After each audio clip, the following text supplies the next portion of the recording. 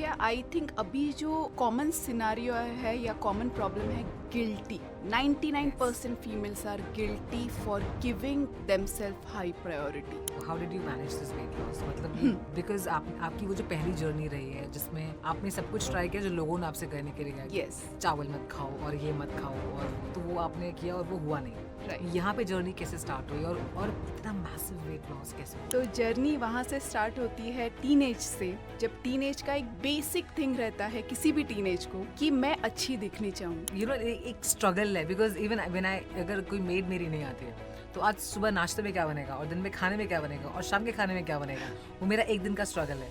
Home maker के लिए ये एवरीडे स्ट्रगल है. राइट.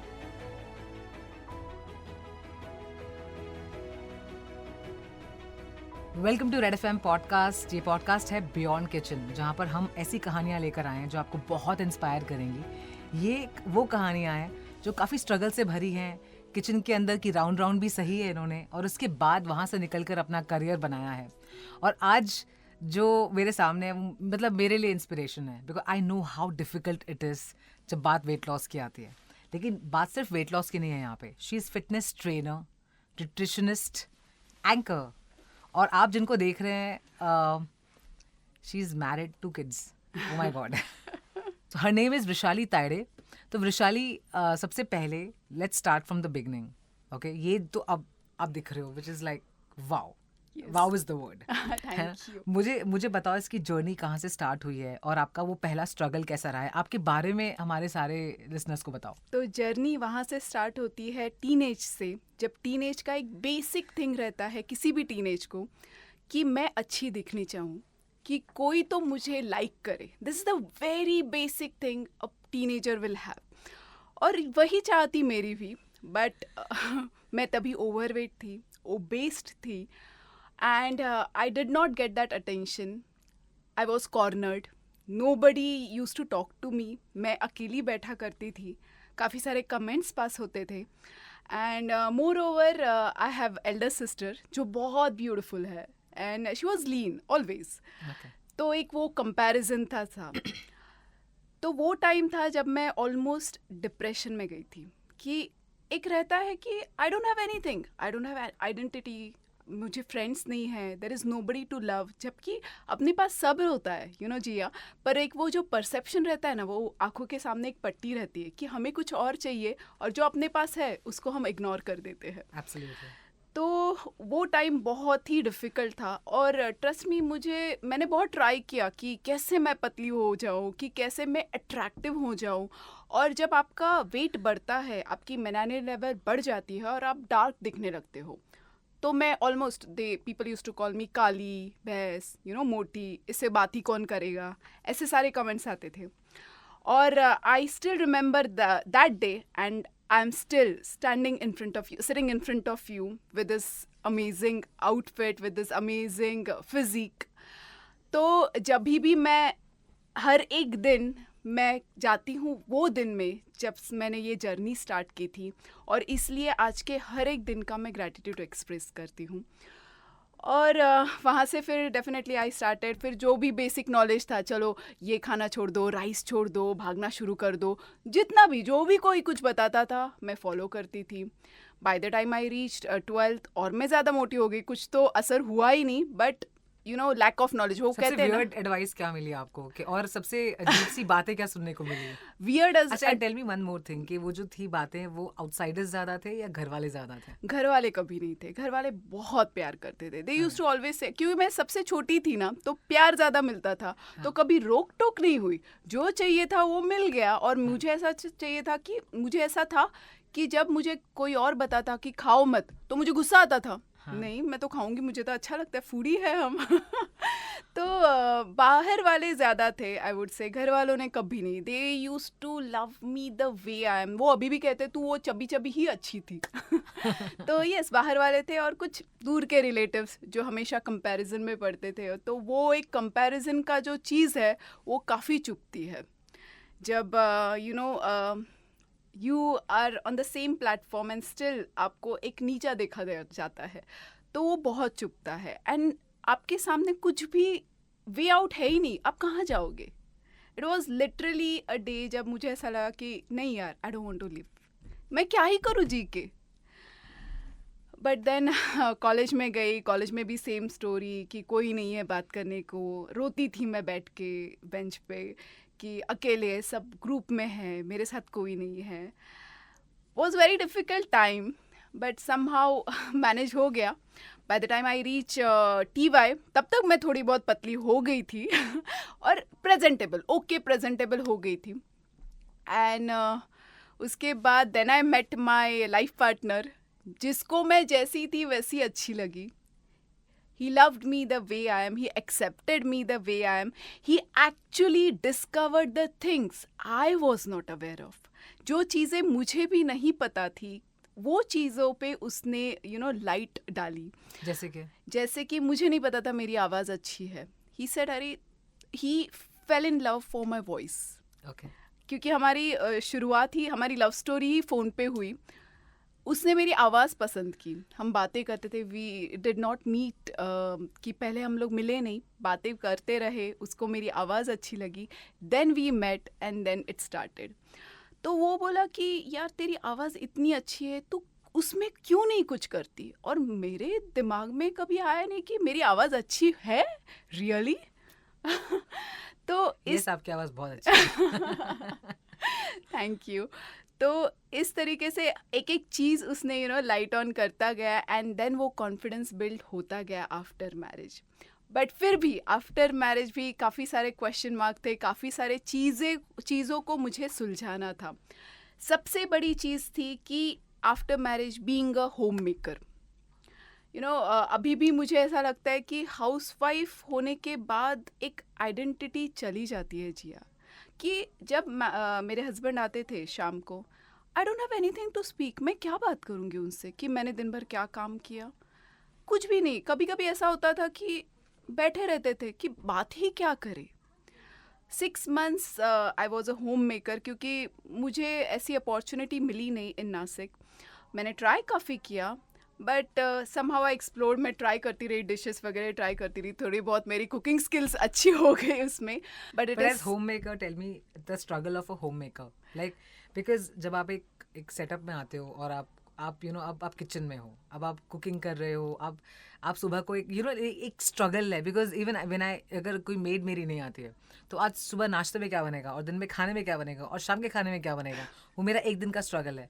होम मेकर के लिए ये एवरी डे स्ट्रगल है, राइट। ओके। और फिर जब वो बनाए तो हर बार कोई कहे कि ओ वाओ क्या बनाया है, और अगर कल ही तो भिंडी बनाई थी। तो ये इस टाइप की स्ट्रगल के बारे में बताओ कि वो क्या क्या किया और क्या क्या इरिटेशन हुई। Because it's very common, it's not कि कोई बुरा है अच्छा है, बट कोई ये इतना नॉर्मलाइज सिनेरियो है कि इसमें स्ट्रगल काफी हो जाता है। एग्जैक्टली, बहुत नॉर्मल है और फॉर लेडीज ये तो करना ही है। हाँ। क्योंकि वो ऐसा कहते हैं कि लेडीज का तो ये हिस्सा ही है, भले आप काम भी करते हो तो भी आपको ये करना ही है। तो सोचो उन लेडीज के बारे में जो ओनली होम मेकर है। तो वो जो 6 months का स्ट्रगल था वो ऐसा था कि रात को सोचो अरे कल क्या बनाना है, क्योंकि मुझे 8:30 से पहले उसका टिफ़िन बना के रेडी करना है, उसको अच्छा खासा नाश्ता देना है। और उसके बाद एक ही expectation, I used to look at him like this, कैसे बना है।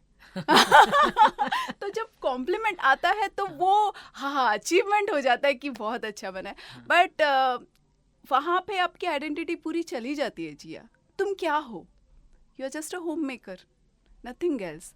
Eight the end of a day क्या अपने लिए तुम क्या कर रहे हो, नथिंग।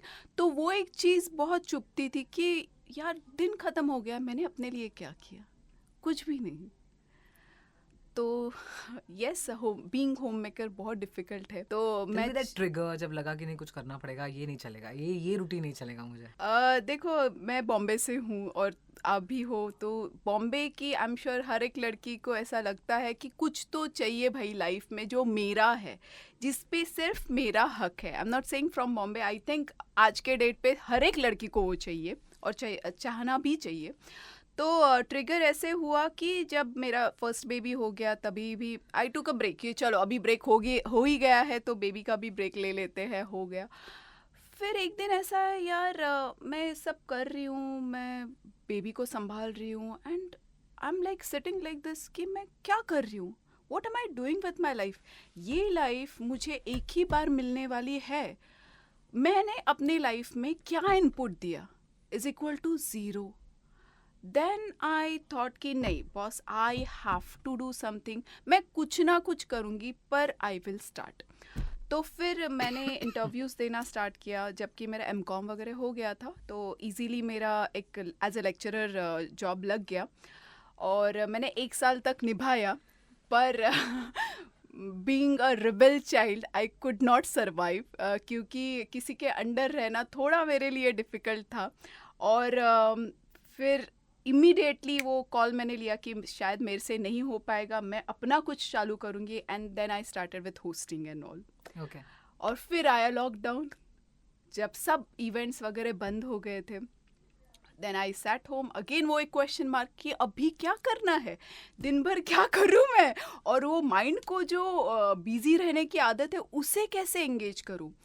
देन मुझे एक चीज़ रियलाइज़ हुई कि बाय द टाइम जब तक लॉकडाउन आ गया था तब तक मेरा सेकंड बेबी के बाद काफ़ी वेट लॉस हो गया था. But ऐसा how did you manage this weight loss? मतलब ये बिकॉज आपकी वो जो पहली जर्नी रही है जिसमें आपने सब कुछ ट्राई किया जो लोगों ने आपसे कहने के लिए कहा कि Yes. चावल मत खाओ और ये मत खाओ और वो आपने किया और वो हुआ नहीं. Right. यहाँ पे जर्नी कैसे स्टार्ट हुई और इतना मैसिव वेट लॉस कैसे हुआ?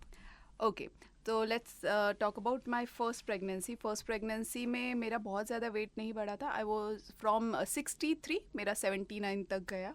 और उसके बाद अगेन बेसिक चीज़ें कि मैं जिम जाती थी, बहुत कार्डियो करती थी, बिल्कुल मैं वेट्स को हाथ नहीं लगाती थी क्योंकि पता ही नहीं था कि एक्चुअली आपको स्ट्रेंथ ट्रेनिंग करनी है, आपको मसल को ट्रेन करना है, आपको अच्छा न्यूट्रिशन खाना है, उससे ही आपका फैट लॉस होगा. पर पता नहीं था, बस इतना ही पता था कि भागते रहो 45 मिनट्स 1 आवर बस करते रहो. और उससे गलत तरीके से मेरा फैट लॉस हुआ, जहाँ पे मैं अराउंड 58-60 तक आ गई थी. पर चेहरे का नूर चला गया, स्केलेटन जैसे लगने लगे, अच्छा नहीं लग रहा था वो. एंड वो सरवाइव किया मैंने 62-63. वो ऊपर नीचे हो जाता था क्योंकि खाते थे तभी बढ़ता था, कम करते थे, भूखा रखते थे तभी कम होता था, क्योंकि इतना नॉलेज ही नहीं थी. जबकि मैं तरसती थी राइट गाइडेंस के लिए. एंड अपने मार्केट में राइट गाइडेंस देने वाले बहुत कम लोग हैं. I tried for different shakes, I did that. मैंने वेट लॉस भी किया उससे. जैसे ही मैंने वो शेक स्टॉप कर दिया वापस मेरा वेट बढ़ गया. तो वो अगेन वो स्टोरी रिपीट होती रही. फिर आ गया मेरा सेकंड प्रेगनेंसी. और दोनों प्रेगनेंसी में मुझे शुगर डिटेक्ट हुई, थायराइड डिटेक्ट हुआ. इट वॉज प्रेगनेंसी रिलेटेड, पर अगर मैंने वेट ड्रॉप नहीं किया तो वो लाइफ लॉन्ग रह सकता था because I have history, my dad has sugar. तो सेकेंड प्रेगनेंसी के दरम्यान मेरा ऑलमोस्ट 90 kg हो गया था. Oh my God. और मैंने वो फोटोज देखे हैं, वो फोटो और इसमें काफी फर्क है. मैसिव वेट गेन हो गया था. एंड सेकेंड किड के बाद वापस वो एक डिप्रेशन सा होता है जो हर एक प्रेगनेंसी के बाद हर एक लेडी को होता है कि उनको है ना एक जल्दी रहती है कि वापस मुझे शेप में आना है, वापस मुझे नॉर्मल रूटीन में आना है. और वो वक्त ऐसा रहता है कि बेबी को फीड करना है, घर का ख्याल रखना है, बड़े बेटे का ख्याल रखना है, हस्बैंड इज़ देयर, आपका छोटा मोटा जो भी बिजनेस है उसका भी ख्याल रखना है. So many things. समटाइम्स ऐसा लगता है यार कुछ भी नहीं चाहिए, बस हो गया, मुझे याद नहीं है मैं सोई कब थी. It is like that. वो पीरियड बहुत ही मतलब वो जो मदरहुड का पीरियड रहता है वो बहुत डिफ़िकल्ट रहता है. And then second time I would say कि मेरा जो राइट वे से फैट लॉस हुआ था वो लॉकडाउन के दरम्यान हुआ था, जहाँ पे मैंने अच्छे से न्यूट्रिशन सीखा, स्ट्रेंथ ट्रेनिंग की अच्छे से जानकारी ली और फिर सीख के मैंने लोगों को सिखाना स्टार्ट किया. There I found the right guidance, जहाँ पे मैंने प्रॉपर न्यूट्रिशन से और स्ट्रेंथ ट्रेनिंग से वेट रिड्यूस किया, मसल बिल्ड किया. And then the another page started. You are now fitness trainer, yes nutritionist. Yes. Okay. और मैंने देखा है कि आप किस तरह से फीमेल्स को ट्रेन करते हैं. मुझे बताओ कैसे यू रियलाइज कि you want to be in this profession, कि तुम्हें न्यूट्रिशनिस्ट बनना है, इसके बारे में स्टडी करना है और राइट गाइडेंस देनी है. Tell us about this journey. Jiya, कैसा होता है कि आप में वो एक एक्स फैक्टर रहता है and God is always giving you the signal कि यहाँ पे करो, आप बहुत आगे जाओगे. तो जब लॉकडाउन हुआ और तब मैंने ये सीखा, तब आई रियलाइज्ड वन थिंग कि may be I was obese with the reason कि मैं शायद लोगों को हेल्प कर पाऊँ, क्योंकि मैं उनसे रिलेट कर सकती हूँ कि वो जर्नी क्या होती है, वो फीलिंग क्या होती है बीइंग ओबेस चाइल्ड, वो फीलिंग क्या होती है जब आपको कोई कॉर्नर कर देता है, वो फीलिंग क्या होती है जब आपके पास कोई नहीं रहता है. When you have nobody, then you have a mentor who can relate with you. There I realized कि no, I should take this as an opportunity and I should transform people, not physically but mentally, कि वो इतने strong बने कि उनको ज़रूरत नहीं पड़नी चाहिए बाकी के दुनिया की. Find that excellent, find that X factor in yourself. You have the power. So. Fabulous. अच्छा, वृशाली, मुझे एक बात बताओ कि इतनी सारी फीमेल्स को आप ट्रेन करते हो वेट रिडक्शन के लिए, और करेक्ट खाना किस तरह से खाते हैं वो बताते हो. What is this common problem जो आप हर फीमेल में देखते हो कि ये दिक्कतें उनमें ज़्यादा हैं, या उनको सोचना चाहिए इसके बारे में? अकॉर्डिंग टू यू क्या लैकिंग होता है उनके ड्रीम्स में? बिकॉज कई females round and round kitchen में गुम हो जाती हैं या फिर नहीं अचीव कर पाती हैं. What do you think is the main problem, और क्या ध्यान रखना चाहिए? जी, आई थिंक अभी जो कॉमन सिनारियो है या कॉमन प्रॉब्लम है guilty. 99% females are guilty for giving themselves high priority. इसीलिए वो प्रायोरिटी देते नहीं है, ना अपने हेल्थ का ख्याल रखते. उनको क्या लगता है कि अगर मैं फिटनेस करूँगी, अगर मैं जिम करूँगी तो मैं अपने बच्चों का ख्याल नहीं रख रही हूँ, तो मैं उनके साथ कॉम्प्रोमाइज़ कर रही हूँ. तो ऐसा नहीं है. प्लीज़ अपनी हेल्थ का ख्याल रखना कोई गलत बात नहीं है. 45 minutes a day, that's what it needs. वो आप नहीं निकाल सकते हो. तो वो मैंने काफ़ी सारे लेडीज़ को देखा है आफ्टर हैविंग अ किड, जब वो बोलती है कि मुझे तो टाइम नहीं है, क्यों फिर मेरे बच्चों के पास उनको इग्नोर करना पड़ेगा या उनको कम टाइम मिलेगा. ऐसा बोला क्यों? If you are healthy, if you are happy, आपका एम्बियंस ऑटोमेटिक हैप्पी होगा यार. Please think about it. अगर आप अपना ही ख्याल नहीं रखोगे तो वो अपने आप में आप जकड़ते जाओगे, डिप्रेस होते जाओगे, ऑटोमेटिक आपका ऑरा निगेटिव होता जाएगा. यू बी हैप्पी, आपके आजू बाजू में सब हैप्पी होंगे. अपने आप को हाईएस्ट प्रायोरिटी दो, automatic things will turn out to be good. Absolutely, it's so true. क्योंकि ये गिल्ट में, और ये बहुत ही अजीब सी गिल्ट है, और ये most of the time I feel ये जो गिल्ट है ये आपको सामने वाले ने दी है, और ये जो नॉर्मलाइज किया गया ना गिल्ट को कि हाँ ये सब तो चलता रहेगा, तुम अभी पहले इस पे ध्यान दो. पर मुझे एक बात बोलो जिया, मैन आर ऑल्सो वर्किंग. क्यों उनके ऊपर ये जिम्मेदारी नहीं है? क्यों उनको कभी गिल्ट नहीं होता है? क्योंकि सोसाइटी ने उनके ऊपर वो गिल्ट डाली ही नहीं है. सोसाइटी को चाहिए कि female should be there for kid, female should be there for husband, female should be there for in laws. क्यों भाई? बैलेंस भी तो कर सकते हैं. और दे दिया उसने अपने आप को इम्पोर्टेंस, तो क्या प्रॉब्लम है? तो एनीवेज देनी चाहिए, 100% देनी चाहिए. एंड यस, बहुत ही करेक्ट है ये बात कि अगर आप खुद को खुश रखोगे तब आप जाके सबको खुश रखोगे. That's really really important. Okay, मुझे एक बात बताओ कि आपने बताया सेकंड चाइल्ड के टाइम पर आप 90 kgs हो गए. ठीक है, और मैं अब आपके वीडियोस देखती हूँ कि आपके और आपके हस्बैंड के बहुत सारे अच्छे अच्छे वीडियोस हैं, आप लोग दोनों रील्स बनाते हैं. वो कैसा रहा है जर्नी?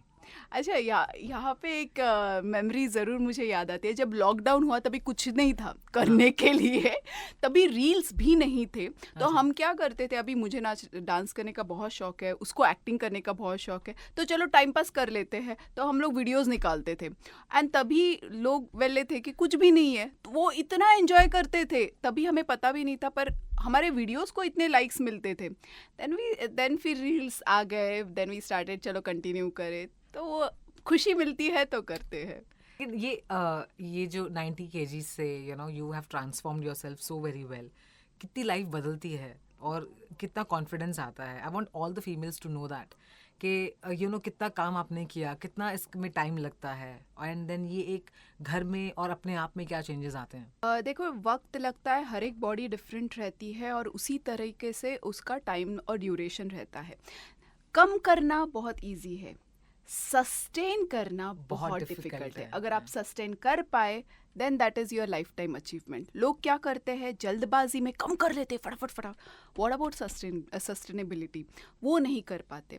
अगर आप राइट गाइडेंस से करोगे ना तो आप सस्टेन भी कर पाओगे, आप एंजॉय भी कर पाओगे, आप सब चीज़ें बैलेंस भी कर पाओगे. एंड आई वुड से कि फैट लॉस बहुत इम्पॉर्टेंट है। क्यों? क्योंकि आपकी पर्सनालिटी पूरी चेंज होती है। सी, आपकी पर्सनालिटी आपके बात करने से पहले बोलती है। तो if you are fit, if you are strong, it will talk before you talk. आपको बोलने की ज़रूरत ही नहीं है। तो if you have a great personality, you will automatically attract success, I feel. तो definitely every female, why female, every one should work for their fitness. और अगर आपको लाइफ टाइम यंग रहना है तो please do the strength training, please take care of your nutrition. Okay, मुझे बताओ कि एक पीरियड होगा जब आपकी, जैसे आपने बताया कि आपको कंपैरिजन का सामना करना पड़ा, फैटनेस का इशू था, लेकिन अब आप बहुत ही अलग पर्सनालिटी हो जहाँ पे सस्टेन किया है आपने अपने आप को। You have this fantastic relationship, I can see that, और सब कुछ बहुत बढ़िया सा है, टचवुड। तो वो जो रिलेटिव्स हैं, कितना चेंजेस आता है उनके बात करने के तरीके में, व्हाट इज क्या बदलाव आता है? Tell me about that. जो पहले इग्नोर कर एडवाइसेस क्या और मिलती है? जो पहले इग्नोर करते थे, अभी वो खुद से फॉलो करते हैं, देखते हैं कि भाई क्या चल रहा है, ऐसे क्या कर रहे हैं कि अचानक से वो लीप ले लिया उन्होंने। पर वो ये नहीं देखते वो लीप से पहले हमने कितनी मेहनत की है। पीपल डोंट सी कि पहले की मेहनत क्या, लोग ये देखते कि अभी क्या है, पर उसके पहले सालों साल कितने हमने एफर्ट्स लिए, कंसिस्टेंटली हमने एफर्ट्स लिए। मैं तो फिर भी कहूँगी कि मैं 5 साल से कर रही हूँ। My husband is doing since 22 years into fitness. तो इतने सालों की मेहनत है जो अब रंग ला रही है। तो डेफिनेटली अभी लोग तरसते, I am not showing off, पर yes, people are willing to speak to me, but I don't have time. तो वो कहते ना, हर एक का दिन आता है। हाँ. तो शाहरुख खान जी ने कहा है कि अगर क्लाइमेक्स, मतलब अगर आप जो चाहते हो वो मंजिल पे नहीं पहुंच गए तो डेफिनेटली वो क्लाइमेक्स नहीं है, पिक्चर अभी बाकी है मेरे दोस्त। Amazing. So one message to all the females, वो आपका इंटरव्यू सुनेंगे और काफ़ी इंस्पायर होंगे। एक वेट लॉस की इंस्पिरेशन है, एक है कि कैसे तुम्हें अपना करियर बनाना है। काफ़ी दिक्कतें आती हैं, but you have to follow your dreams. आप अपनी तरफ से, बिकॉज आपने भी बहुत कुछ देखा है, काफ़ी स्ट्रगल से गुजरे हो, और बहुत मैसिव स्ट्रगल के बाद here you go। तो क्या मैसेज देना चाहोगे सबको? To all my dear females, you have that special power in yourself. Please realize that। अपने आप को पहचानो। आपके दिमाग में अगर कुछ अचीव करने का ख्याल आया, that means you are capable of achieving that. Please follow your dreams। ये लाइफ एक ही बार आनी है, उसको वर्थ बनाओ अपने लिए, अपने चाहने वालों के लिए। Please make most of it. Thank you so much हमारे स्टूडियोज में आने के लिए, थैंक यू और सो इतना मच इंस्पायर करने के लिए। Thank you so much. My pleasure.